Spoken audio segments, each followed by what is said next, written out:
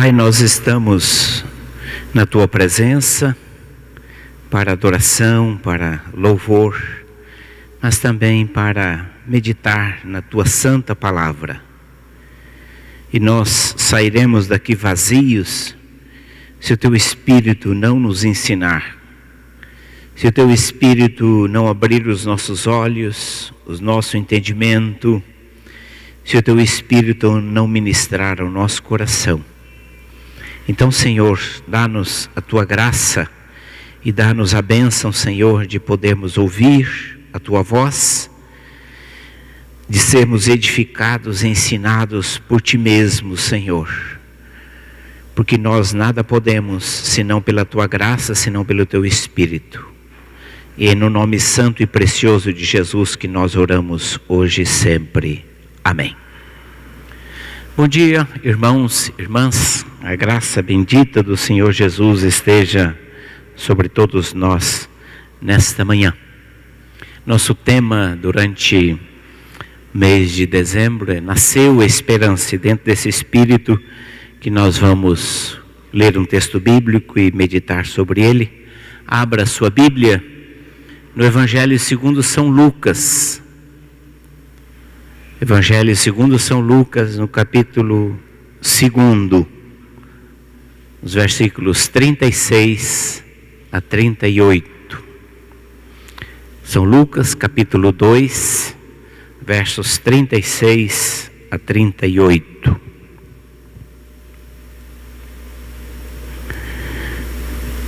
Havia uma profetisa chamada Ana, filha de Fanuel, da tribo de Azer, avançada em dias, que vivera com seu marido 7 anos, desde que se casara, e era viúva de 84 anos.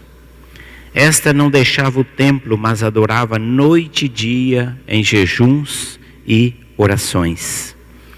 Chegada naquela hora, dava graças a Deus e falava a respeito do menino a todos que esperavam a redenção de Jerusalém. O Evangelho segundo São Lucas, ele dá um destaque especial a algumas categorias humanas, principalmente às mulheres. Se nós observarmos, Lucas e Mateus narram o nascimento de Jesus. Mas diferente da narrativa de Mateus, o anjo, na narrativa de Lucas, fala com Maria, conversa com Maria. Na narrativa de Mateus, o anjo fala só com José, não fala com a Maria. E aliás, Maria não apenas ouve e conversa com o anjo, mas ela também faz uma reflexão teológica profunda, é o Cântico de Maria, que é uma bela síntese de toda a história da salvação. Portanto, Maria não apenas fala com o anjo, mas ela é capaz de fazer uma reflexão teológica densa, profunda e rica. Lucas mostra também Isabel, mãe de João Batista, como protagonista, recebendo o Espírito. Ou seja, para Lucas, as mulheres também recebem o Espírito Santo, são cheias do Espírito.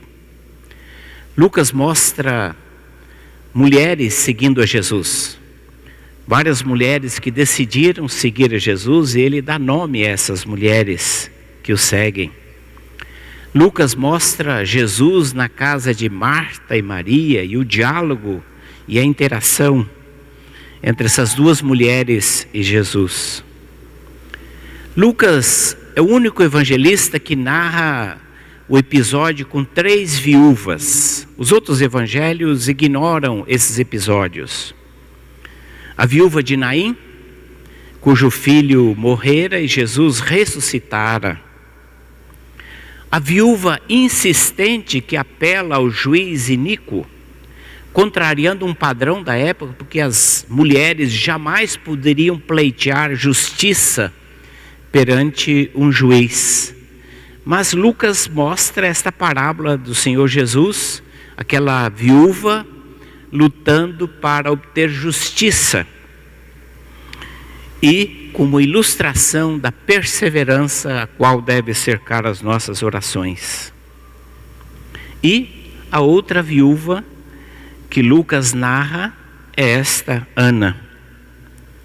Lucas também é o único evangelista que narra aquela mulher encurvada por uma enfermidade por 18 anos que o Senhor Jesus curara. Lucas é o único evangelista que narra a parábola da dracma perdida, e a mulher é que procura. E ali a mulher é o símbolo do nosso Deus que procura os filhos perdidos. E esta narrativa de Ana, uma profetisa, exemplo de fé e de esperança.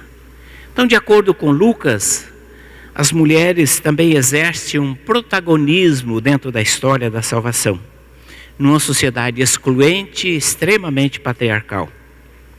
Isto é uma mensagem à igreja, modelo de fé.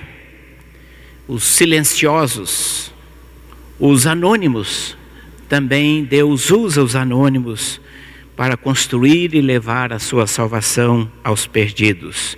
E é uma evidência do modo de Deus agir. Deus escolhendo os fracos, Deus escolhendo aquelas coisas que não são, sem aparência, sem valor, para confundir as que são. De certa maneira é um reflexo da teologia de Paulo. Lucas era próximo de Paulo. O que Paulo colocou num conceito lá em Coríntios, Lucas ilustrou com histórias para dizer o que Paulo estava refletindo teologicamente. Portanto, esse texto sobre Ana é um texto que nos convida, dentro dessa temática e nessa proximidade do Natal, nos perguntar o que Ana nos ensina. O que esse texto nos ensina sobre esta mulher? É um pequeno relato, mas às vezes há pequenos retratos que quando você olha rapidamente você não se apercebe, mas quando você se detém um pouquinho mais e você começa a analisar aquele retrato, ele começa a brotar ensinamentos e a brotar evidências tão profundas do amor de Deus, da ação de Deus na vida daquela pessoa. E esta é a razão pela qual esse texto está nas Escrituras. Quem era Ana?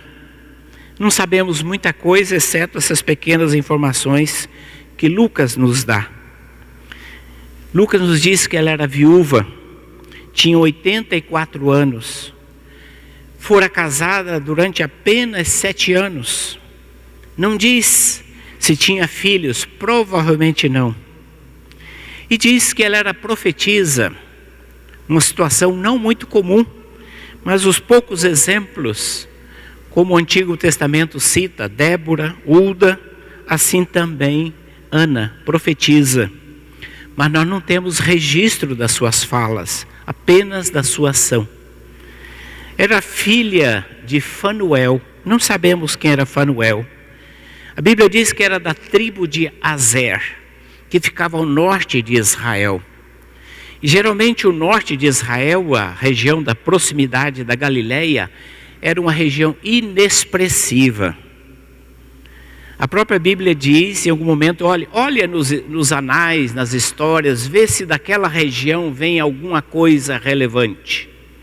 Ou seja, havia um questionamento sobre as pessoas originárias daquela área, que de certa maneira nunca desempenharam um protagonismo na história de Israel. Mas Lucas nos diz uma coisa interessante, que ele era constante no templo, adorando, jejuando e falando do menino Jesus que acabara de nascer. Portanto, nós temos aqui algumas lições sobre Ana, muito interessante. Ana era uma mulher que havia experimentado a dor. Fora casada durante apenas 7 anos, perder o esposo, e a situação das viúvas antigamente eram muito difíceis, porque não havia um sistema de previdência social. Se a família não amparasse, elas certamente padeceriam necessidades. E há muitos exemplos dessas viúvas pobres, dessas viúvas que dependiam da caridade alheia para sobreviver. Portanto, era uma mulher que há muito tempo ela experimentara a dor e o sofrimento. A dor e o sofrimento são experiências inevitáveis na vida humana. Nós não podemos nos privar da dor e do sofrimento, embora desejássemos, embora gostássemos que se a vida fosse sem dor, sem sofrimento, seria uma maravilha. Mas isso não é possível. E há duas reações possíveis diante da dor e do sofrimento. A primeira reação possível é as pessoas ficarem amarguradas, ressentidas, amargas, tristes, áridas, rebeldes contra Deus, descrentes, resignadas, e considerar que a vida é um fardo pesado, que o destino é cruel e implacável. Esta é uma possibilidade dentro da dor e do sofrimento. Você olhar a vida e vê-la nessa perspectiva. Mas existe uma segunda possibilidade resultante da dor e do sofrimento. Que a dor e o sofrimento nos tornam mais suaves, mais humildes, mais ternos, mais flexíveis, mais pacientes, mais solidários, firmados e aprofundados na fé. Esta é outra possibilidade. E Ana é o resultado dessa segunda possibilidade. Ao invés de se tornar uma mulher amargurada, ressentida, triste, macambúzia, ela era uma mulher que adorava o Senhor, de contínuo jejuava, orava e falava com esperança do menino que agora ali via concretizar-se esta realidade. Na verdade, as pessoas podem ter dois tipos de Deus: um Deus cruel, tirano, insensível, ou um Deus Pai misericordioso e amoroso. Eu me recordo de uma experiência que tive numa igreja que pastoreei. Uma irmã que também, coincidentemente, tinha esta mesma idade, 84 anos. Era uma preciosidade aquela irmã. Na sua fidelidade à igreja, apesar das limitações físicas da idade, mas ela não faltava um culto. E ela sempre ativa, uma excelente professora de escola dominical, uma mulher extremamente piedosa, que muito nos ensinava com a sua postura. E ela morava com o seu filho solteiro, que cuidava dela. E esse filho adoecera. E numa segunda-feira, eu acho que eram 5, 6 horas da manhã, o telefone em casa tocou. E do outro lado da linha ela disse: pastor? Disse: pois não, dona Maria. Diz: Deus visitou a minha casa nesta manhã. E eu fiquei impressionado pela forma como que ela encarou aquele momento.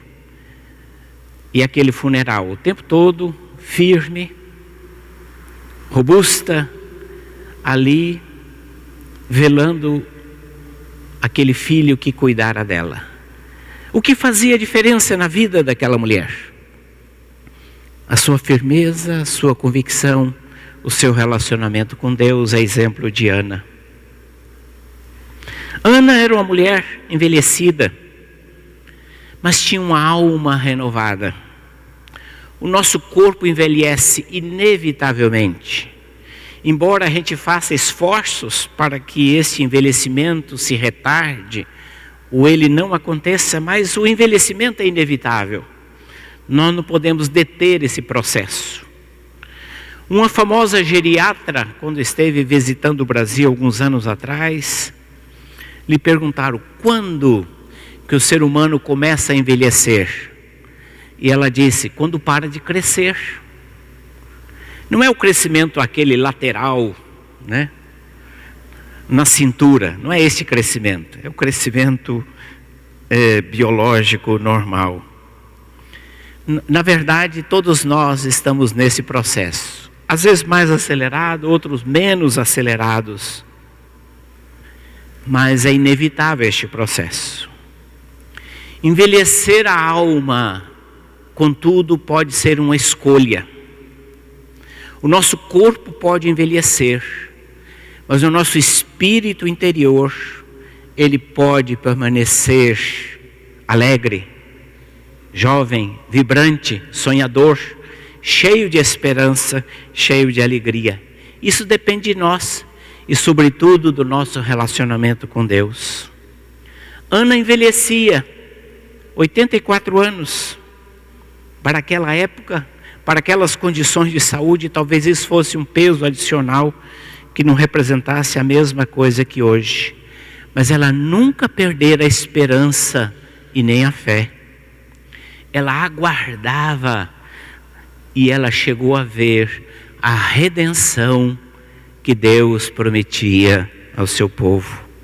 Ela vivia na certeza que Deus não havia esquecido o seu povo, que Deus não havia abandonado o seu povo, que Deus mantinha fiel as promessas feitas a seu povo, e isso a mantinha viva, ativa, com disposição, com energia, para aguardar esse momento tão esperado, tão ansioso do nascimento de Cristo. A certeza que Deus cumpriria a sua palavra. Era a mesma esperança daquele outro idoso ancião, Simeão. A Bíblia diz, no mesmo evangelho de Lucas, no mesmo texto anterior, que ele era um homem justo, piedoso, e que esperava a consolação de Israel. E o Espírito Santo estava também sobre este ancião. E o Espírito Santo lhe revelara que ele não passaria pela morte antes de ver o menino Jesus. E ele, tomando o menino Jesus nos braços, com uma reverência enorme, ele diz: agora, Senhor, pode despedir em paz o teu servo, porque os meus olhos já viram a tua salvação. Que esperança era a esperança de Ana? Não é uma esperança qualquer. Não é uma esperança de ficar rico, de se dar bem na vida, mas é uma esperança alicerçada nas promessas da palavra de Deus. É esse tipo de esperança que faz a diferença.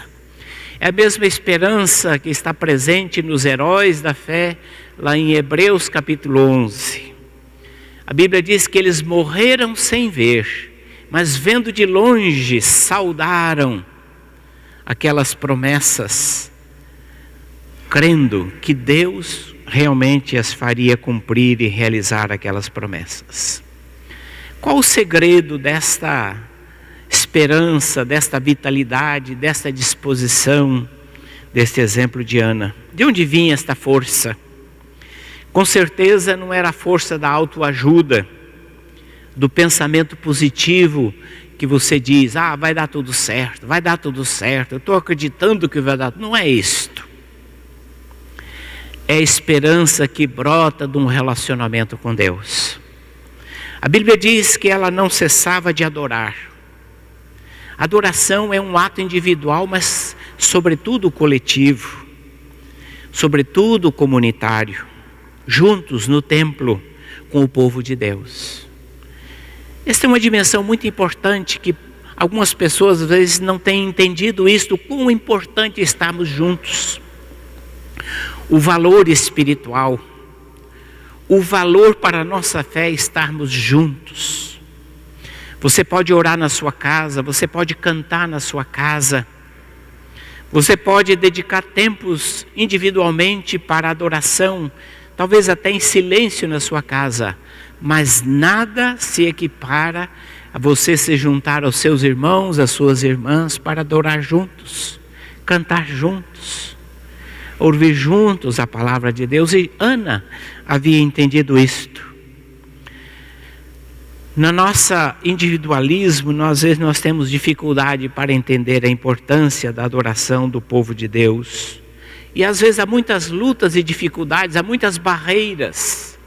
se levantam para que impeçam de nós estarmos juntos para a adoração.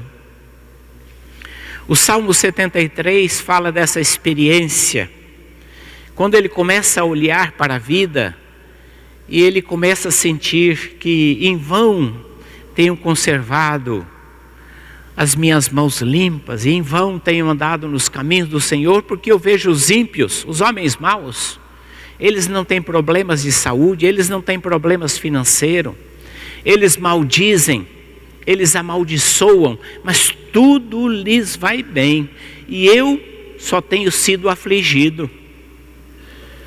E ele começou a se perguntar se valia a pena continuar, se valia a pena continuar sendo fiel e obedecendo a Deus, porque ele, comparando a sua vida com homens maus, ele via que havia uma aparente injustiça. Mas o Salmo diz: até que entrei no santuário do Senhor, então entendi o fim deles. Tu os colocas em locais escorregadios, e eles serão destruídos. Ou seja, o crente fora do santuário, o crente que se priva da comunhão, da adoração, muitas vezes ele é aprisionado por pensamentos que questionam o amor de Deus, que questionam a misericórdia de Deus, e às vezes ele é tomado por sentimentos de injustiça, ele se rebela contra Deus. Mas quando ele entra no santuário, junto com os seus irmãos, com as suas irmãs, ele tem a oportunidade de entender o propósito, a misericórdia e o amor de Deus. Mas a Bíblia também diz que Ana era constante na oração e nos jejuns. Essa disciplina espiritual da oração e dos jejuns que tem sido negligenciada. Porque a oração não pode ser um momento, uma vez por semana, quando nós nos reunimos. Não pode ser o recurso dos momentos de aperto, suplicando a um Deus bombeiro que venha apagar os incêndios da nossa vida. E o jejum não pode ser aquele jejum clássico que todos nós fazemos, entre meia-noite e 6 da manhã. Alguns, às vezes, nem esse obedecem. Mas na oração nós descansamos. Na oração nós repartimos o fardo. Na oração nós entregamos a Deus aquilo que nos aflige.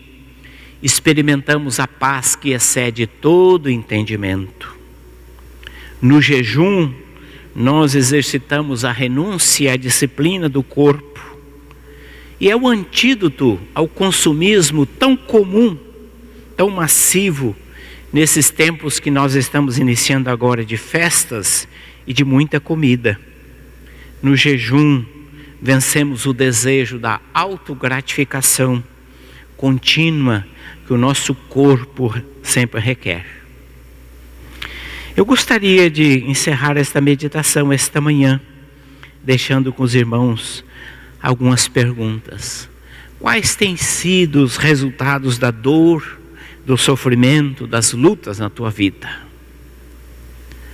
Elas têm te tornado mais dóceis, mais flexíveis, mais ternos, mais pacientes, ou elas têm endurecido a nossa alma, os nossos sentimentos, o nosso coração?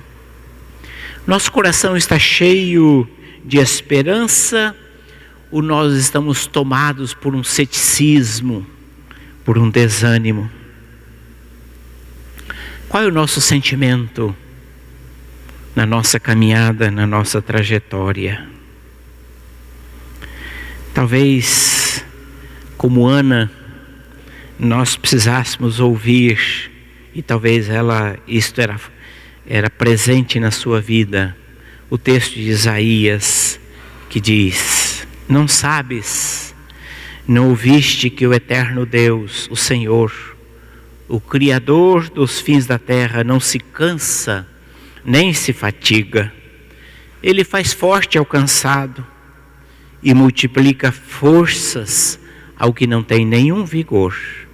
Os jovens se cansam e se fatigam, os moços de exaustos caem, mas os que esperam no Senhor renovam as suas forças, sobem com asas como águias, correm e não se cansam, caminham e não se fatigam. Onde está a tua esperança? Os que esperam no Senhor podem vivenciar esse tipo de experiência que Ana e que está disponível a todos nós. Que Deus assim nos abençoe. Amém.